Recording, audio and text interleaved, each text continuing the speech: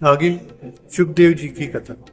व्यास जी बोले, भगवान विष्णु वट पत्र पर सोए हुए थे। उनका मन आश्चर्य से उमड़ते हुए समुद्र में डूब रहा था। उनकी यह दशा देख भगवती मुस्कुराकर कहने लगी, विष्णु, तुम क्यों विस्मय मुक्त हो रहे हो?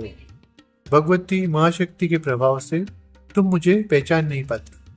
तुम सगुण परब्रह्म हो, वैसे ही मैं भी सगुण शक्ति हूँ। अभी तुम्हारे नाभि कमल से प्रजापति ब्रह्मा की सृष्टि होगी। रजोगुण से संपन्न होकर वे संपूर्ण जगत की रचना करेंगे। भगवान विष्णु बोले, देवी, कुछ समय पूर्व मैंने आधा श्लोक सुना है। वह परम रहस्य भरी वाणी किनके मुख से निकली है? महालक्ष्मी बोली, विष्णु सुनो, मैं सगुण स्वरूपा चतुर्भुज भगवती हूँ। यह मेरा परिचय है। महाभाग, तुम जान लो, उन्हीं निर्गुणा भगवती ने यह आधा श्लोक कहा है। इसे परम पावन देवी भागवत पुराण समझ लेना चाहिए। व्यास जी कहते हैं, महालक्ष्मी के इस वचन को सुनने के पश्चात भगवान विष्णु ने उन्हें महान मंत्र मानकर हृदय में सदा के लिए धारण कर लिया। कुछ समय व्यतीत हो जाने के बाद उनके नाभि कमल से प्रकट हुए ब्रह्मा जी दैत्यों से भयभीत होकर शरण में पहुंचे। तब श्रीहरि ने घोर युद्ध करके उन मधु और केटव नामक दैत्यों को मारा। मधु और केटव जो वीडियो में इससे पहले डाल चुका हूं, आप उसको देख सकते हैं। फिर वे स्पष्ट अक्षर वाले उस आदि श्लोक के जप में संलग्न हो गए। उन्हें जप करते देखकर ब्रह्मा जी के मन में अपार हर्ष हुआ। उन्होंने भगवान विष्णु से पूछा, जगदीश्वर, आप सभी देवताओं के आराध्य हैं, फिर आप किसका जप कर रहे हैं? भगवान विष्णु बोले, ब्रह्मन। भगवती की चित्त शक्ति से मैं, तुम तथा संपूर्ण प्राणी उत्पन्न हुए। मैं उन्हीं का स्मरण करता हूँ। व्यास जी कहते हैं, ब्रह्मा जी विष्णु के नाभि कमल पर विराजमान थे।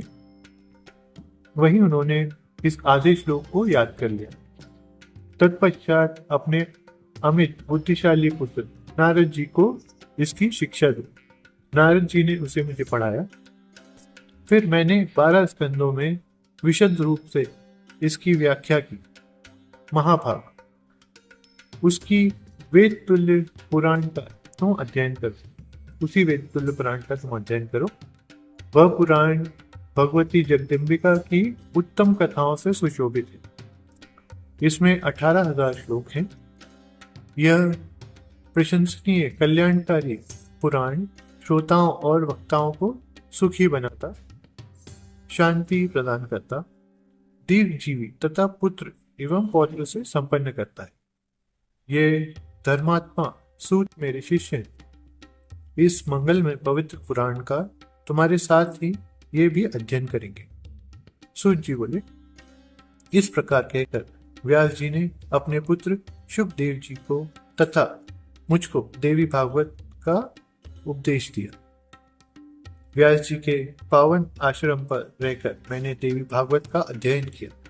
तब भी अन्य लोगों की भांति शुभदेव जी के हृदय में शांति नहीं थी। इस प्रकार शुभदेव जी को चिंतित देखकर व्यास जी ने उनसे पूछा, पुत्र, तुम निरंतर क्यों इतने चिंतित रहते हो?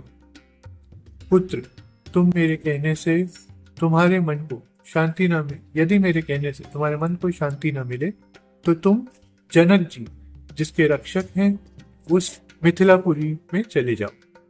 वहां राजा जनक जीवन मुक्त एवं बड़े सत्यवादी हैं। महाभाग, वे तुम्हारा अज्ञान दूर कर देंगे। पुत्र, तुम उन नरेश के पास जाकर उनकी शंका का निराकरण कर लो। अपनी शंका का निराकरण कर लो। सूत जी कहते हैं, व्यास जी के इस प्रकार कहने पर सुखदेव जी ने उनके चरणों में मस्तक झुकाया, प्रदक्षिणा की और उसी क्षण इतनी तीव्र गति से चल पड़े मानो धनुष से छूटा हुआ बाण।